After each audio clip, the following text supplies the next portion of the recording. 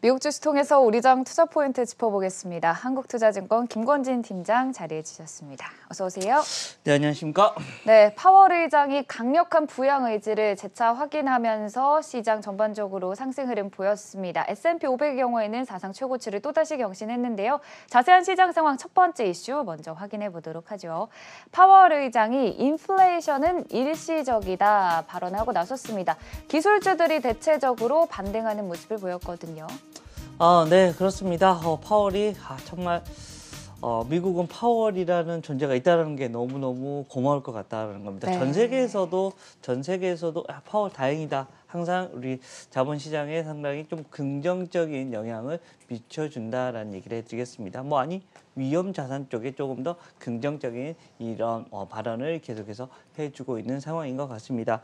실제 인플레이션이 계속해서 돼버릴 것이냐, 어떻게 될 것이냐, 그동안 돈 많이 풀어놓은 것 때문에 인플레이션 너무 심해지는 거 아니야? 라는 이런 생각을 많이 했었고 생각보다 빠르게 올라오기도 했었죠. 그런데 아니야. 괜찮을 거야 라고 계속해서 우리가 안정을 취해주고 있다는 겁니다. 이런 이슈들 때문에 국제금리가 조금 하락을 해주고 이런 다른 쪽 바로 황주나 이런 쪽에서 다시 한번 상승에 대한 이름 그리고 기술주에 대한 이런 상승이 일어나고 있는 중이다라고 생각을 하셔야 될 것 같습니다.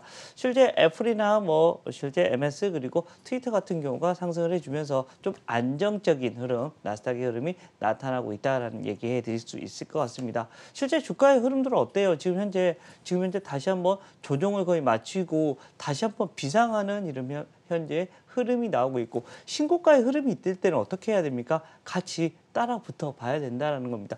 열심히 지금 현재 달리는 말입니다. 이랴 하는데 나 내릴 거야. 이거 아닙니다. 여러분들 같이 올라타 있으셔야 된다는 거 이야기를 해드리겠고 그러한 대표주 우리나라에 있죠. 바로 이 카카오와 네이버가 여기에 대표적인 관련주가 될 수 있을 것 같다라는 얘기 드리도록 하겠습니다.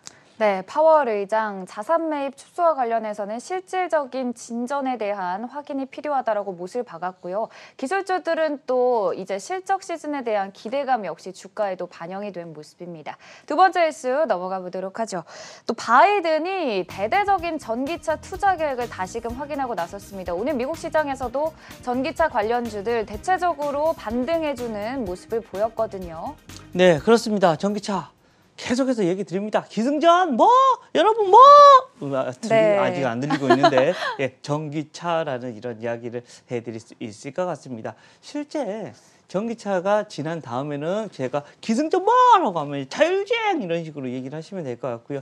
자동차가 그런 식으로 이런 식으로 진행이 되고 있다라고 생각을 하셔야 될 것 같습니다. 실제 지금 현재는 여전히 여러분들 딱 돌아다녀 보면 파란색 번호판이 이제 어느 정도 하나씩은 드문드문 보이기 시작하죠.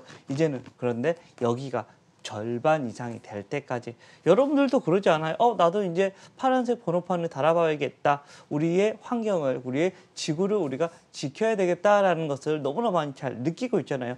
이상기후, 지구가 변한다라는 거. 지금도 늦지 않았다라는 거. 우리 코로나19도 결국은 이런 이상기후나 이런 것 때문에 발생이 된 게 아닌가. 지구 스스로 자정작용을 하기 위해서 나 죽겠어. 나 힘들어. 지구 난 너무 힘들어. 너희들 어떻게 좀 해야 되겠어. 라는 이런 식의 이야기 때문에 나오는 것 같아서 우리도 지구하고 지금 현재 상생을 해야 된다는 거. 이것 때문에 당연히 우리는 친환경적인 걸로 나아가야 된다는 게 답이 나와 있는 것이다라고 얘기해 드리겠고요. 이 전기차는 바이든 정부에서 계속해서 밀고 있는 겁니다. 친환경에 대한 이런 대표적인 이슈가 계속해서 될 것 같고요. 우리나라는 그래도 전기차에서 가장 중요한 배터리, 바로 엔진이라고 할 수 있는 배터리를 우리가 지금 현재 잡아왔어라는 얘기를 해드리겠습니다. 그래서 자체 생산을 막 한다고 하는데 이게 이미 기술력이 최소한 4, 5년은 벌어져 있기 때문에 자기들이 자체 생산을 한다고 해도 지금 당장 어떻게 할 수 있는 게 아니다라는 거 이야기해드리겠고 테슬라가 지금까지 계속해서 잘 나가고 있는 이유 뭐예요? 바로 이 기술력의 차이가 벌어져 있기 때문이다라는 거 이야기를 해드릴 수 있습니다. 그렇게 되면 우리의 배터리 업체들 바로 LG화학, 삼성 SDI, SK이노베이션들은 계속해서 잘 나갈 것이고요. 앞으로의 먹거리를 빠르게 잡았다라고 생각을 하셔야 될 것 같습니다. 그리고 그 아랫단에 있는 회사들, 양극재 업체들, 음극재 업체들도 계속해서 잘 나갈 나갈 수밖에 없는 구조로 계속해서 가고 있고 어제도 뭐 장중에 뭐 이런 수주 기사들이 계속해서 떠가는 모습이 나오고 있습니다. 전기차에 대한 이런 긍정적인 시각은 여러분들 계속이 돼야 된다라는 얘기를 해드리겠습니다. 네, 다만 이 전기차를 포함한 바이든의 인프라 투자안이 공화당의 반대를 딛고 빠르게 추진이 될지에 대해서는 불확실성 역시 잔재한다는 점 함께 확인해 주시면 좋을 것 같고요. 빠르게 세 번째 이슈로 넘어가 보도록 하겠습니다.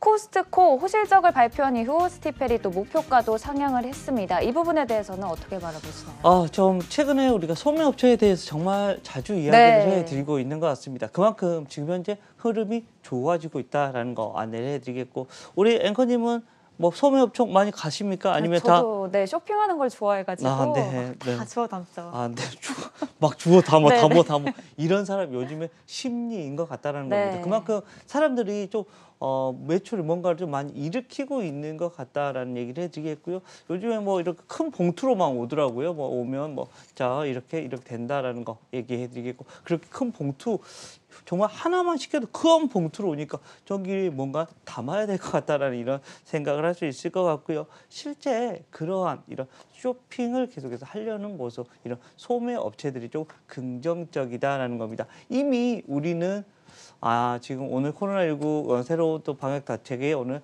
발표가 될 건데 뭐 이미 우리는 어느 정도 지나오고 있고 일상으로의 복귀를 이미 준비하고 있는 게 아닌가라는 겁니다. 그만큼 소매 업체들의 이런 상승이 계속해서 눈여겨봐질 수밖에 없다라는 얘기 해드리겠습니다.